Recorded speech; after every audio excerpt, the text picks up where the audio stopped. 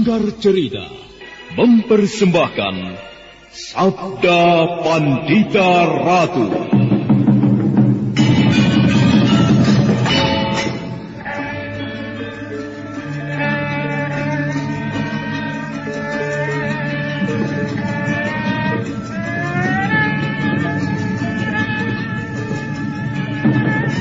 Kureguk anggur Mahadewa, kucicipi madu sabdanya. Bumi ku remas dalam genggamanku, matahari dan rembulan ku telan dalam perutku. Ken Dedes, sukmamu telah kuraih, nafasmu ku senggama di bulan merah. Ku jelang cintamu, ku seret melanglang Mayapada, bak nirwana para dewa.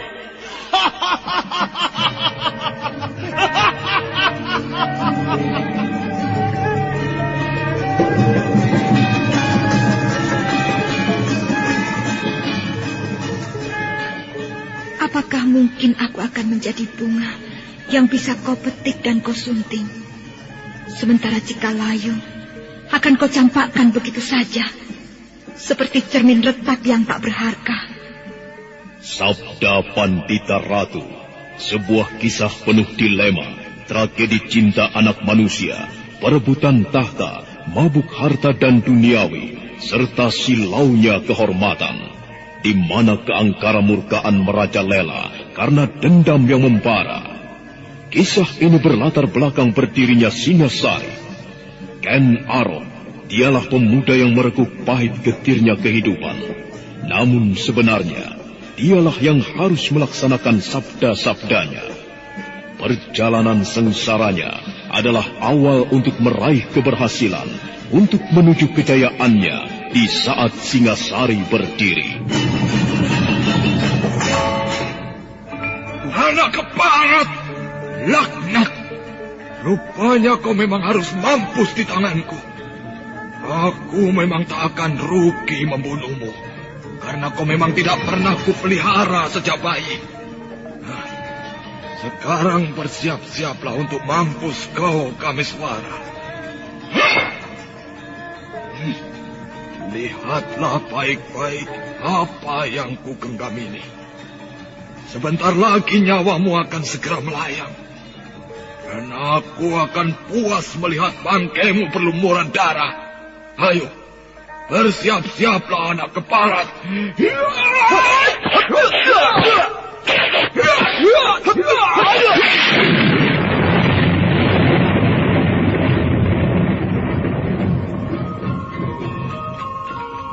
Sabda Pandita Ratu, naskah ditulis oleh Pondra Swastilangit, diolah oleh Agus Nur Ismail, didukung oleh artis-artis terkemuka, Ferry Fadli, Eli Ermawati, M. Agut, Ivana Rose, dan lain-lain.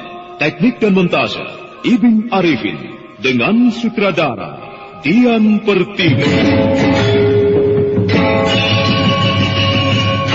Sabda Pandita Ratu, kali ini mengetengahkan episode kelima dengan judul Rahasia Bunga Desa.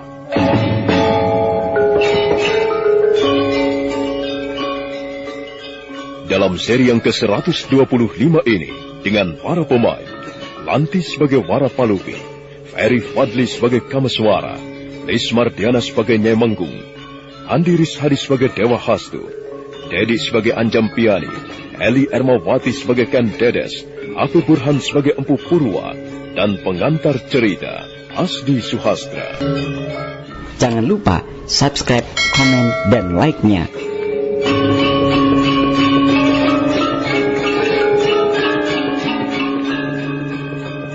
Kameswara nampak sedikit heran pada adik kandungnya. Dia tidak tahu kenapa tiba-tiba saja Wara Palupi menangis. Dengan hati iba, Kameswara mencoba untuk menenangkan hati adiknya. Sesaat lamanya Wara Palupi terdiam. Namun kemudian dia pun berbicara.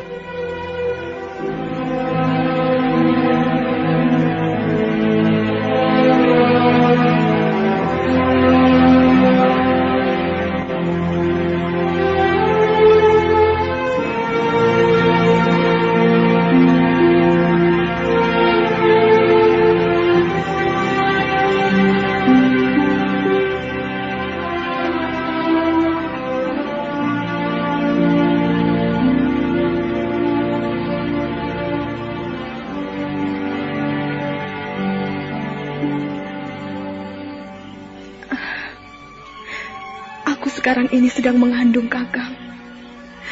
Dan orang yang seharusnya menjadi suamiku telah dibunuh ayah.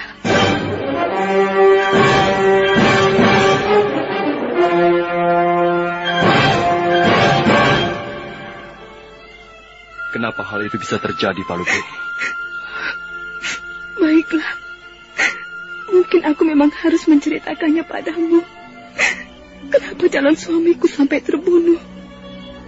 Dengan terbata-bata, Wara Palupi segera menceritakan peristiwa yang pernah dialaminya. Kameswara mendengarkan penuturan adiknya itu dengan penuh rasa iba. Dan beberapa lama kemudian, demikianlah kejadiannya, Kakang. Laki-laki yang kucintai itu seorang senopati. Namanya Senopati Narakupita.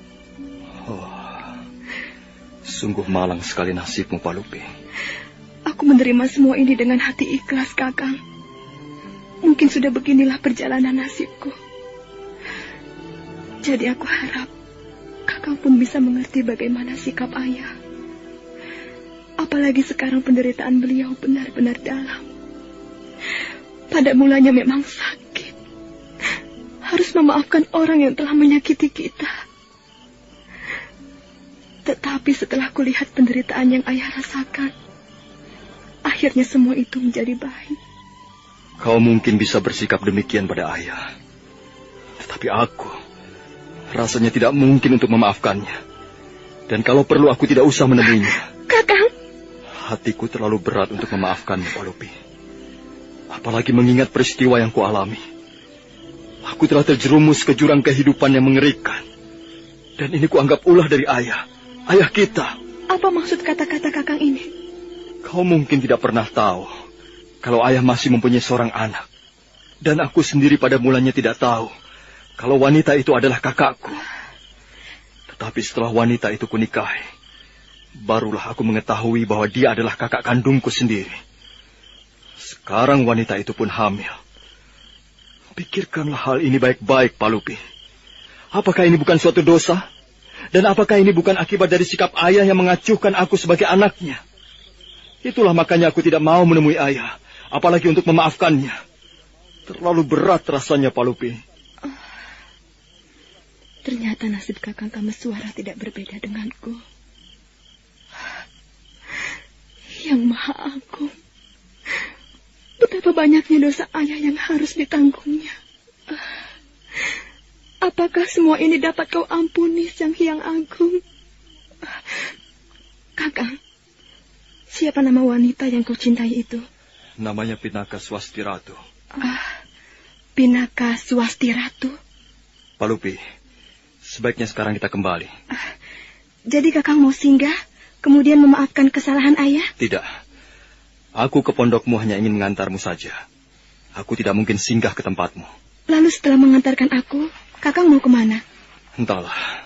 Aku sendiri tidak mengerti aku harus kemana. Yang jelas aku hanya mengikuti langkah kakiku saja. Kalau Kakang tidak mau singgah ke pondok ibu, aku akan ikut Kakang saja. Jangan. Aku tidak mau ibu menderita karena kehilangan kau. Kita sudah mempunyai jalan hidup masing-masing, Wara Palupi. Ayolah. Aku khawatir ibumu menunggu. Ayo, cepat. Tapi Kakang... Sudahlah, Wara Palupi. Aku rasa kita tidak perlu membicarakan apa-apa lagi.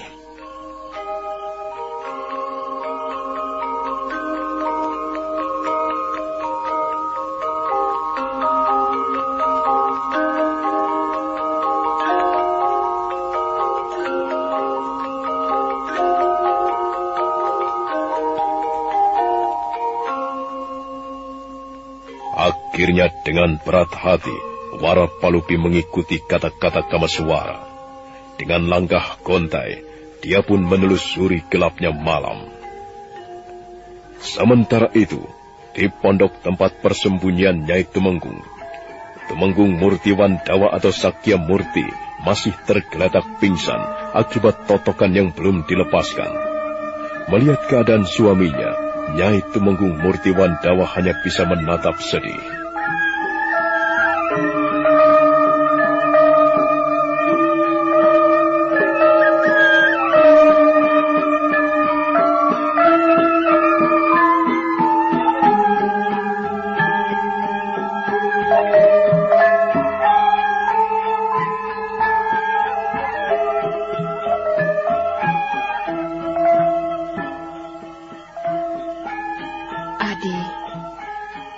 Apa sebenarnya yang telah terjadi terhadap kau dan kakakmu ini? Sepertinya masalah yang kalian hadapi ini cukup berat. Ya, sebenarnya di antara kami tidak ada terjadi apa-apa, Kang Boayu.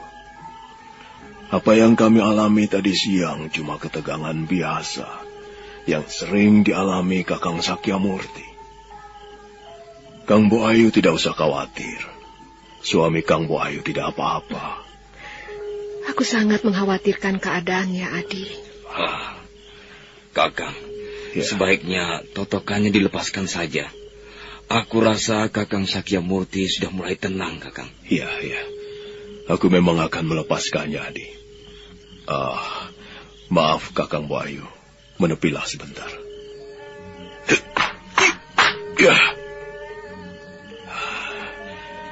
Sebentar lagi juga dia akan siuman. Sekarang lebih baik biarkan saja dia istirahat dulu.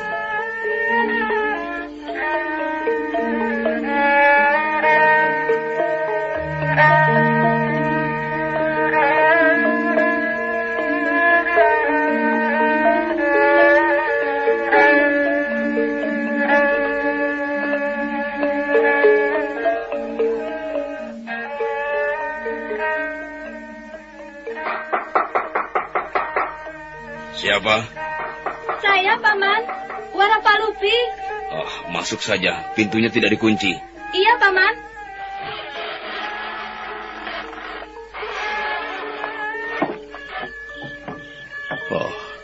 Warapalupi, kemana Kamasuara? Kakang Kamasuara tidak mau singgah kemari, Paman. Dia sepertinya tidak mau memaafkan kesalahan ayah. Kamasuara. Keras kepala sekali anak itu. Ya, sudahlah. Masuklah ke dalam. Ibu. Warapalupi. Bagaimana dengan Surya Medari, kakak Mundo? Kang Boayu. Kau tidak perlu mencemaskan keadaan anak itu. Rupanya dia masih belum bisa menerima kesalahan ayahnya. Tapi aku percaya suatu saat dia akan menyadari semua itu. Surya Medari. Sudahlah, Kang Bo. Jangan terlalu larut dalam kesedihan yang berkepanjangan. Lebih baik sekarang kita pikirkan bagaimana keadaan Kakang Sakyamurti. Tapi Adi, biar bagaimanapun keadaan Surya Medari menjadi bahan pikiranku. Kenapa anak itu masih saja belum bisa memaafkan kesalahan ayahnya? Padahal aku ingin sekali melihat mereka dalam keadaan yang rukun. Surya Medari. Warapalupi, ajaklah ibumu istirahat agar pikirannya sedikit tenang. Biarlah Paman di sini bersama Paman Dewa Hastu menjaga ayahmu. Iya, Paman. Ayo, Ibu, kita istirahat di dalam.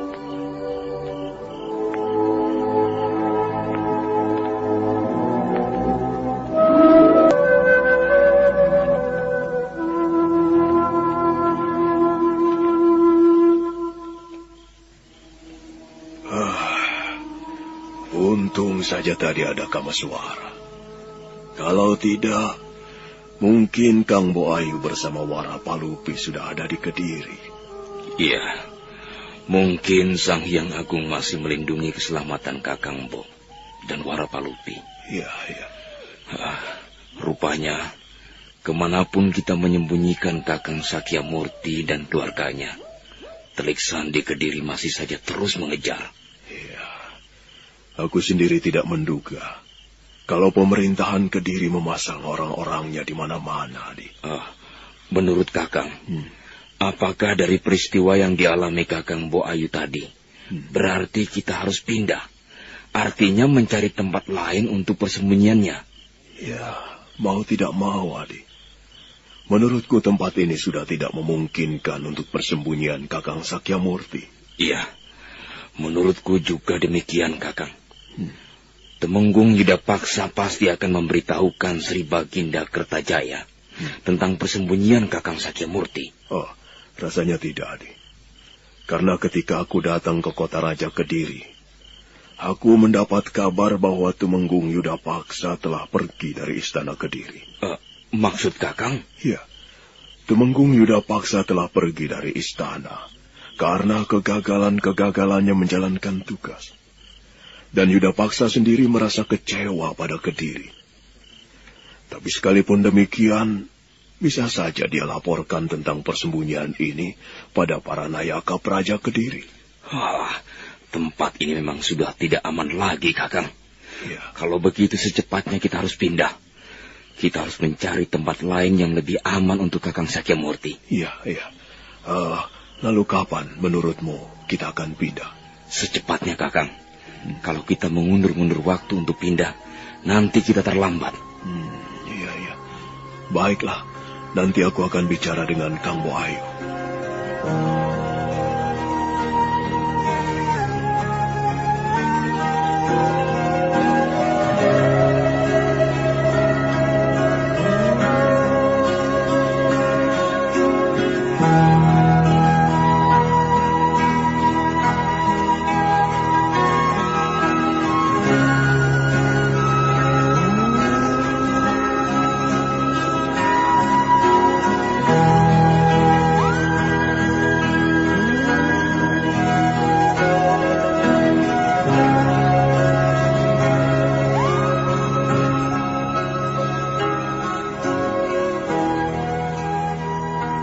Malam mengalir dengan tenang. Rembulan mulai bersinar penuh, menyinari serangga-serangga malam yang bersenandung tak henti-hentinya. Sementara itu di desa Panawijen, tepatnya masih berada di wilayah Tumapel, saat itu nampak seorang gadis cantik tengah duduk menyendiri di beranda pondoknya.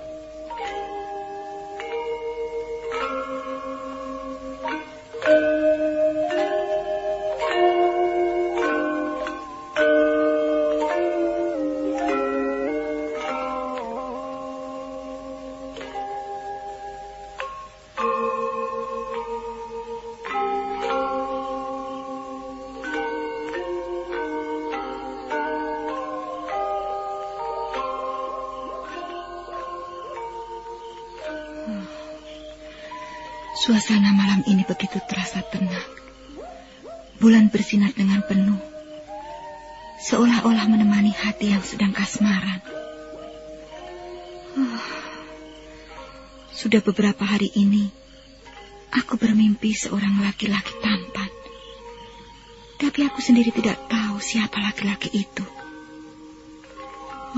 Sang Yang Agung, pertemukanlah aku dengan laki-laki yang tampan itu.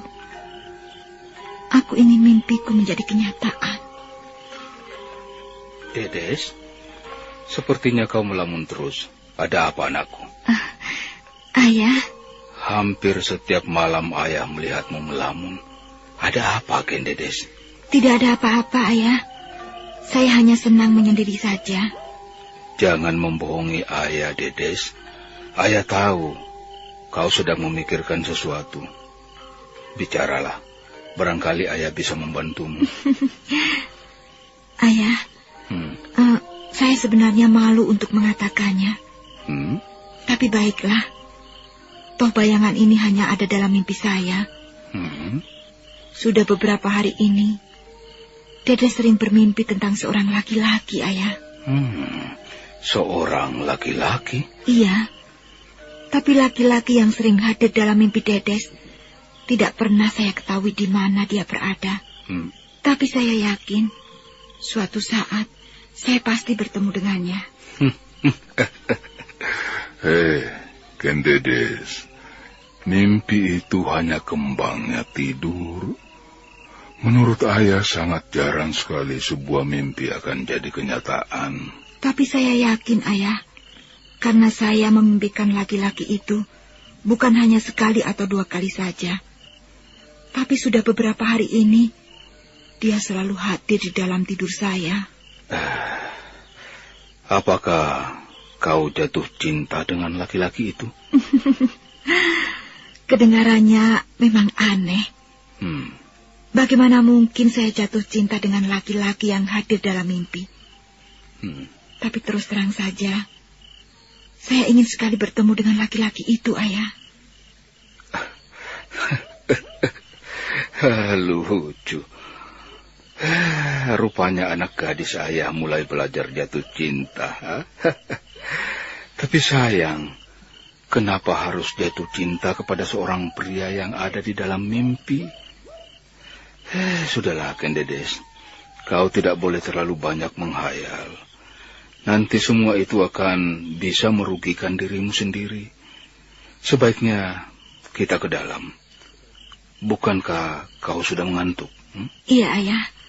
Tapi saya ingin tidur di luar saja. Kenapa harus tidur di luar? Di sini udaranya bagus.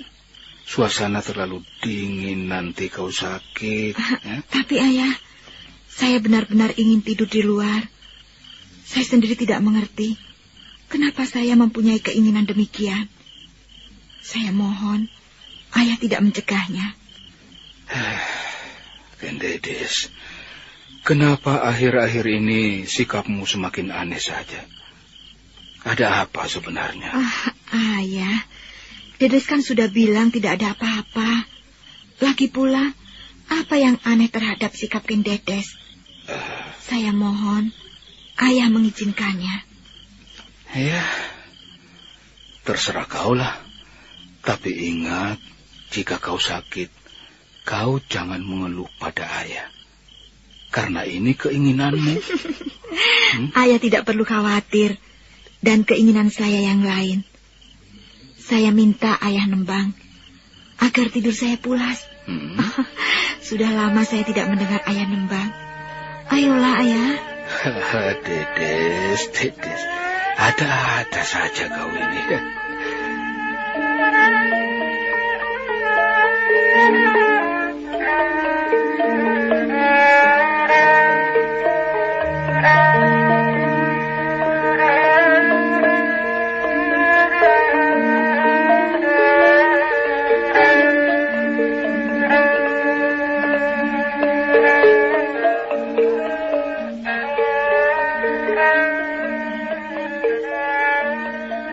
Ken Dedes kemudian merebahkan tubuhnya di atas balai-balai bambu tempat duduknya.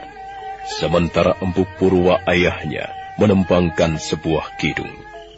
Setelah beberapa saat lamanya Empu Purwa menembang, Ken Dedes tertidur pulas di atas balai-balai itu.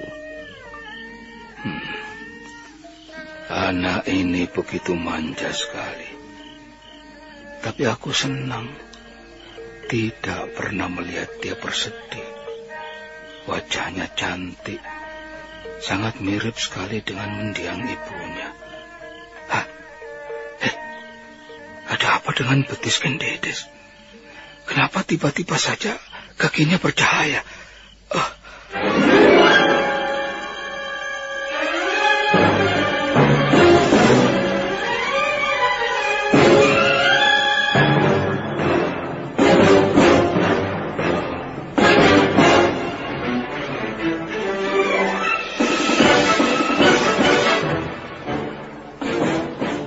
Memang benar apa yang dilihat Empu Purwa. Tiba-tiba saja kaki Ken Dedes memancarkan sebuah cahaya. Dan cahaya itu nampak menyilaukan mata. Empu Purwa tak bisa berbuat apa-apa melihat hal itu. Setelah Empu Purwa menyenandungkan sebuah kidung, tak lama kemudian Ken Dedes tertidur. Malam masih membentang dengan lembut. Angin dingin menyapu ranting-ranting pohon. Dengan penuh kasih sayang, Empu Purwa membelai rambut anaknya yang tertidur lelap di atas balai-balai bambu.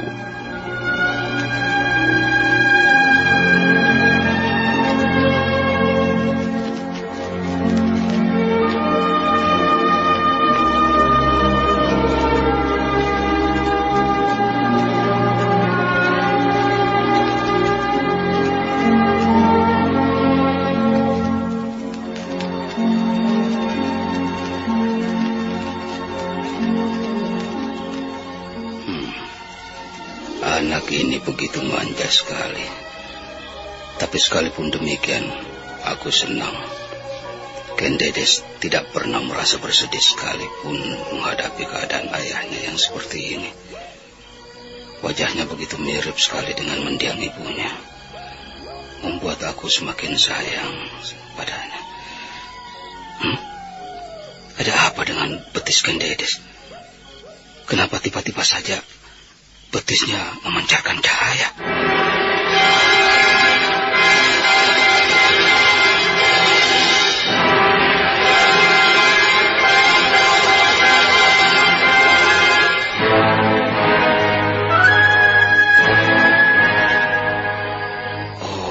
Sang Hyang Batara, apa artinya semua ini? Kenapa tiba-tiba betis anakku memancarkan sinar yang menyilaukan? Apakah ini hanya penglihatanku saja? Tidak. Rasanya bukan hanya sekedar penglihatan mataku saja, tapi ini benar-benar terjadi. Pertanda apakah sebenarnya ini Dewa Agung?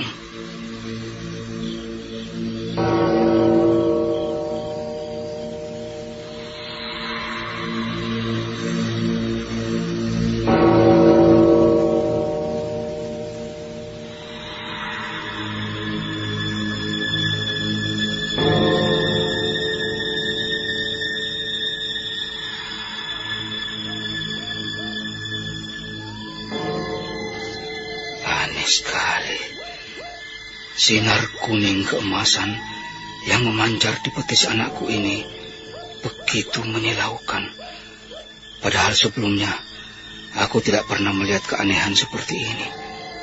Apakah dari keinginannya untuk tidur di luar inikah sehingga anakku menunjukkan keanehan seperti ini? Perlahan Empu Purwa bangkit dari pale-pale itu sambil memperhatikan dengan penuh keheranan. Tiba-tiba saja laki-laki tua itu dikejutkan untuk yang kedua kalinya. Secara aneh, sinar yang menyilaukan dari betis Kendedes lenyap seketika.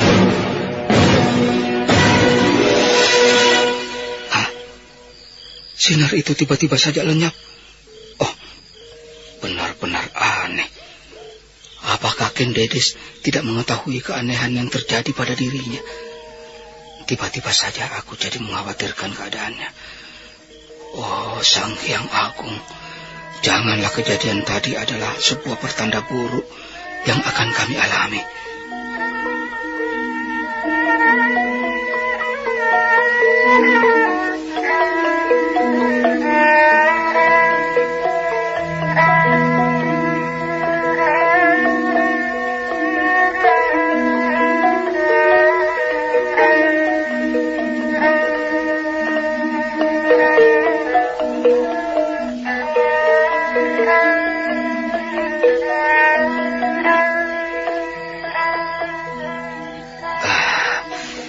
Kendedes masih tertidur pulas dengan tenangnya. Ia benar-benar tidak tahu kejadian aneh tadi. Ya, biarlah. Aku tidak akan mengganggu tidurnya. Mudah-mudahan saja ia tidak apa-apa. Apakah sinar tadi adalah sebuah wahyu? Atau barangkali sebuah anugerah dari Hyang Mahatunggal? Mudah-mudahan saja demikian. Dengan begitu, aku tidak perlu mencemaskannya. Tapi, bagaimana aku harus mengetahui tentang baik atau tidaknya sinar yang memancar dari betis Kendedes itu? Aku jadi benar-benar kebingungan.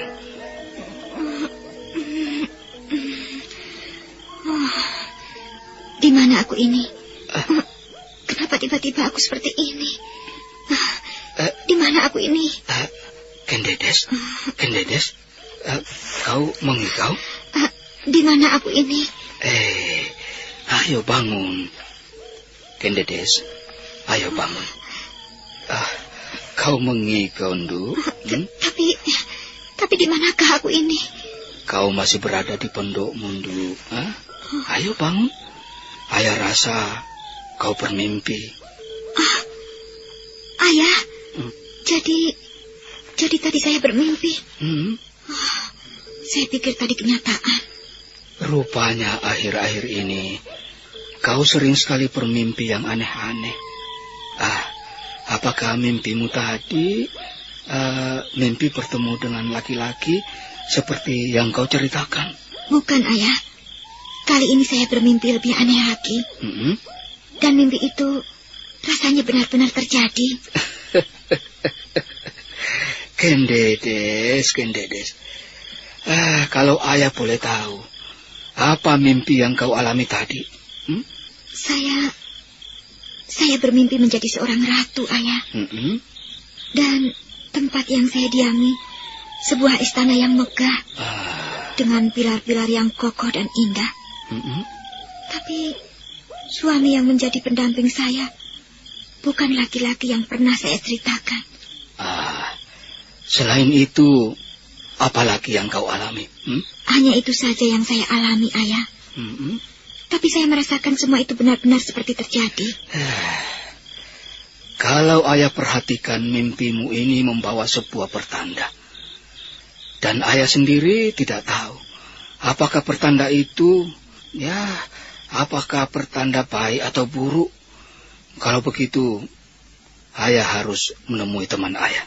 Maksud ayah? Iya. Ayah akan tanyakan tentang mimpi-mimpi yang kau alami ini. Kebetulan teman ayah ini seorang Brahmana.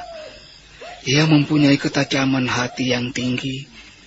Mudah-mudahan saja mimpi-mimpimu ini bisa diungkapkan olehnya. Sebaiknya sekarang kau tidur di dalam. Iya, Ayah.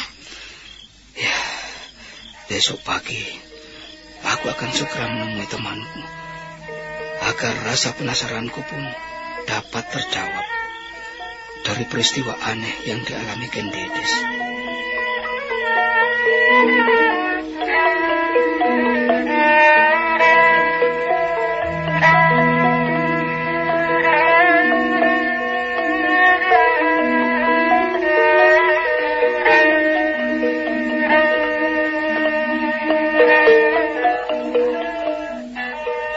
Malam terus merambat dengan cepat, dan tanpa terasa, fajar muncul dari atas punggung bukit. Sinarnya pecah menyeruak batang-batang pohon, sementara burung-burung menyenandungkan suaranya.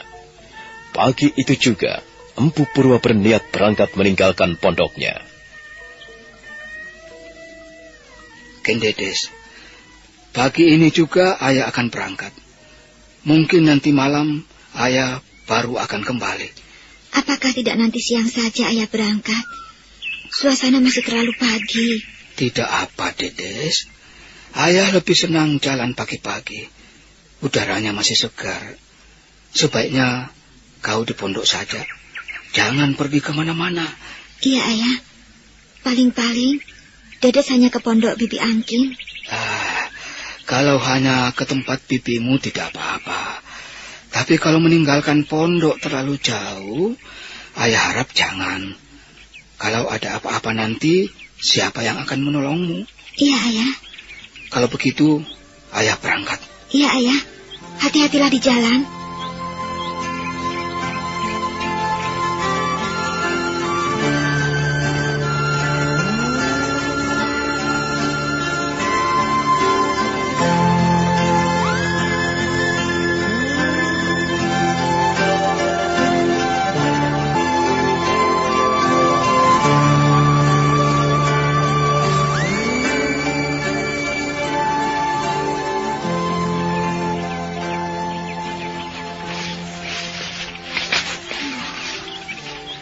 Kenapa tiba-tiba hatiku berdebar-debar? Apakah akan terjadi sesuatu terhadap ayah? Oh, Sang Yang Agung, lindungilah perjalanan ayahku. Mudah-mudahan beliau tidak mengalami halangan apapun di perjalanan. Kendedes, kenapa melamun? Tidak baik seorang gadis melamun sendirian di depan pintu. Ayo masuk, Nduk. Kau belum sarapan pagi. Nanti perutmu sakit. Ayo masuk, Nduk. Sebentar, Bi. Saya masih ingin di luar. Biarlah nanti saja saya sarapannya. Kalau tidak ingin masuk ke dalam, jangan berdiri di depan pintu. Duduk di balik-balik ini saja. Ayo, Bibi temani. Iya, Bi. Kelihatannya kau melamun, Duk. Apa ada sesuatu yang kau pikirkan? Tidak, Bi. Saya hanya mengkhawatirkan kepergian ayah saya. Kenapa harus dikhawatirkan? Bukankah ayahmu sudah terbiasa pergi jauh? Benar, Bi. Tapi entah kenapa, tiba-tiba hati saya jadi berdebar-debar setelah kepergian ayah tadi. Saya khawatir perasaan ini menyangkut keselamatan ayah. Kau jangan terlalu terbawa oleh perasaan, Duk. Tenangkan saja hatimu. Serahkan segalanya pada Sang Hyang Agung. Iya, Bi. Dedes, seperti ada langkah kuda datang kemari. Jangan-jangan prajurit itu lagi. Sebaiknya kita masuk ke dalam saja. Ayo. Sebentar, Bi. Saya ingin tahu siapa yang datang. Sudah, Landu. Nanti bagaimana kalau prajurit itu lagi? Ada apa sih, Hiu? Dari tadi tak perhatikan kok mukamu kusut banget. Aduh, aku lagi pusing nih. Mamaku minta dicarikan channel YouTube yang ada sendiwara radionya. Apa ada coba? Loh, ada. Coba aja kunjungi channel YouTube Satria Collection. Di sana ada sandiwara radio, lagu-lagu kenangan, dan masih banyak lagi. Wah, ini yang aku cari. Terima kasih ya, Res. Mengenang masa lalu adalah hal yang sangat menyenangkan. Ya, lagu-lagu kenangan, dangdut, pop, ataupun sandiwara radio yang kini sudah tidak bisa kita dengarkan lagi. Jangan khawatir, di konten kami sediakan itu semua. Semuanya bisa Anda nikmati di channel YouTube kami, Satria Collection. Tunggu apa lagi? Kunjungi YouTube channel kami. Jangan lupa subscribe, komen, dan like-nya.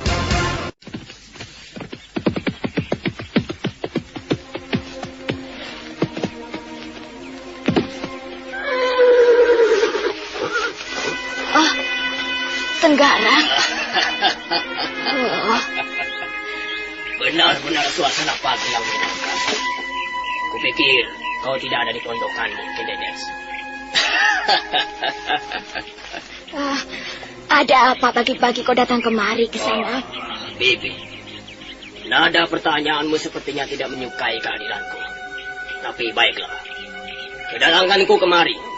Ada sesuatu yang ingin kubicarakan dengan Dedes. Oh ya, aku sampai lupa. Seharusnya aku bicara tidak di atas punggung kuda. Seperti ini. Baiklah, aku turun. Hup.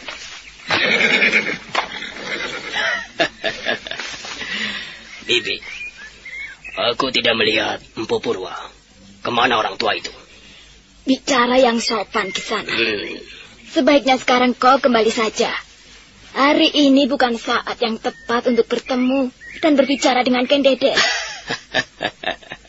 Kenapa? Empu Purwa sedang tidak ada di tempat. Nanti saja kau kembali jika Empu Purwa sudah pulang. Sekarang Dedes harus istirahat. Oh, benarkah Empu Purwa sedang tidak ada di sini? Iya. Oh. Bagus kalau begitu. Aku memang lebih senang kalau orang tua itu tidak ada di tempat, agar pembicaraanku dengan Dedes dapat lebih serius. Apa maksudmu ke sana? Baiklah. Mungkin aku tidak perlu basa-basi. Aku akan membawa Dedes. Aku ingin sekali bicara panjang dengannya. Kalau sekedar ingin bicara, kenapa harus mengajaknya ke tempat lain? Tidak. Aku tidak mengizinkan untuk membawa Dedes. Tua bangka. Kau tidak punya wewenang apa-apa untuk melarangku membawa Dedes. Ayo, menepilah. Jangan sampai aku berbuat kasar kepadamu. Dedes, ayo. Kita pergi dari tempat ini. Tidak, aku tidak mau. Apa sebenarnya yang kau inginkan, Tuan Prajurit? Dedes, kenapa kau harus memanggilku dengan sebutan Tuan Prajurit? Nama aku kan Tenggarang. Kau cukup memanggilku dengan sebutan Kakang Tenggarang saja. Ayo, kita harus meninggalkan tempat ini sekarang juga. Tidak, aku tidak mau. Kau harus mau, Dedes. Janganlah membuat hatiku menjadi gelisah, Kendedes. Kendedes, aku sangat membutuhkanmu. Ada sesuatu yang harus kusampaikan kepadamu.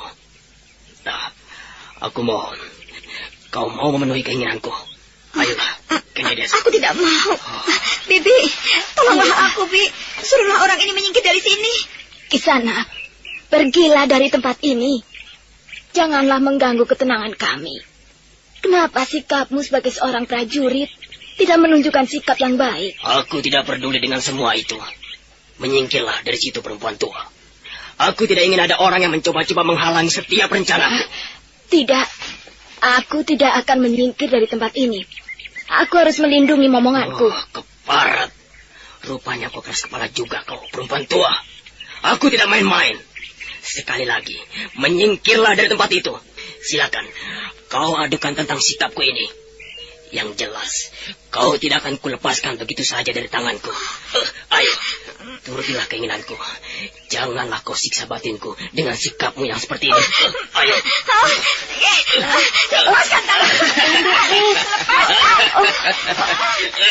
Aku tidak akan melepaskan tanganmu, manis. Kalau kau menuruti keinginanku, maka aku tak perlu bersikap kasar terhadapmu.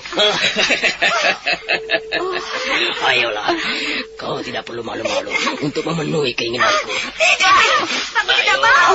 Lepaskan tanganku. Bibi, tolong aku, Bibi. Prajurit, lepaskanlah tangan Kendedes.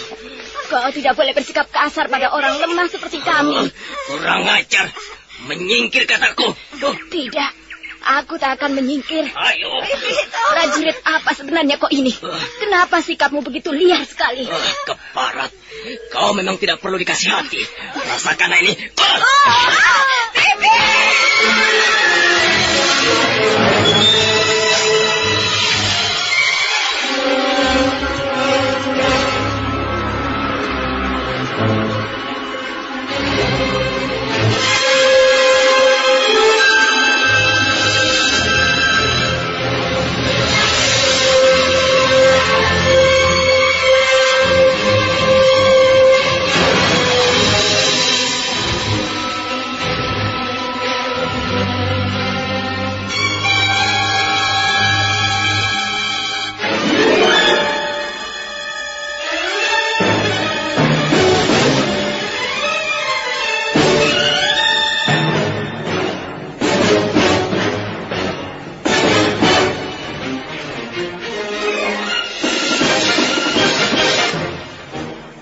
Kendedes menjerit ketika melihat Bibi Vlingi, emban pengasuhnya, jatuh tersungkur dihajar oleh prajurit Tumapel yang bernama Tenggarang itu. Nah, bagaimanakah keadaan Bibi Vlingi? Saudara pendengar, untuk mengetahui jawabannya, ikutilah kelanjutan kisah ini dalam seri berikutnya. Sampai jumpa.